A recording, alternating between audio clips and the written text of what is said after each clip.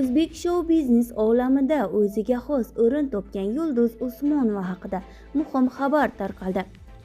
Yulduz Usmonovaning Namangandagi konsertida ommaviy tartibsizliklar yuzaga keldi. Assalomu alaykum, hurmatli tomoshabin, kanalimizga xush kelibsiz.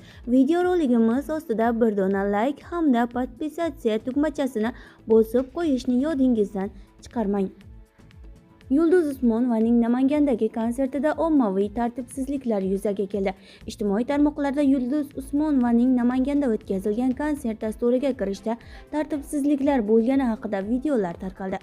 Daryo so'roviga ko'ra, Namangan viloyat hokimining madaniyat masalalari bo'yicha maslahatchisi Akbarali Asqarov vaziyat bo'yicha quyidagilarni ma'lum qildi.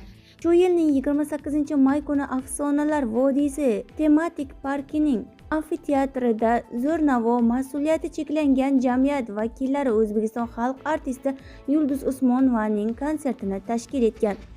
Konsert va ommaviy tomoshalarni tashkil etishda hokimiyat nazorati emas, bu haqda faqatgina ichki ishlar organlari xabardor qilinadi, xolos. Shu bois biz konsert o'tkazilishi haqida ogohlantirilmaganmiz. Tadbirkor amfiteatr mas'ullari bilan kelishgan holda konsertni tashkil etib, chiptalarni aholiga sotgan. Amfiteatr 2300 kishiga mo'ljallangan va taxminimizcha chiptalar belgilanganidan ancha ko'p sotilgan. Shu boisdan tartibbuzarlik yuzaga kelgan. Holat bo'yicha hech kim jarohat olmagan, ammo ko'plab insonlar qo'llaridagi chipta bilan tashqarida qolib sarson bo'lishgan, deydi Namangan viloyat hokimining madaniyat masalalari bo'yicha maslahatchisi Akbarali Asqarov.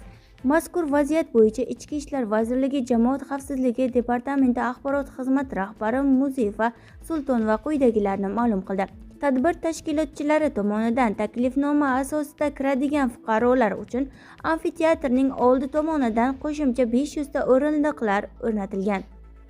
Konsertga chipta bilan tashrif buyurgan aksariyat fuqarolar o'zlari bilan 2-3 ta farzandlarini olib kelgan va ular boshqa fuqarolarning o'rindiqlariga o'tirib olgani oqibatda tartibsizlik yuzaga kelgan.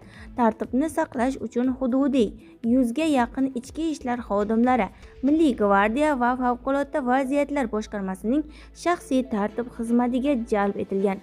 Shu boisdan konsert dasturini o'tkazish vaqtida hech qanday favqulodda holat yuzaga kelgani yo'q, deydi Muzifa Sultonova. Ma'lum qilinishicha, hozirda tergovga qadar surishtiruv ishlari olib borilmoqda. Biz bilan qoling va kanalimizni kuzatib boring.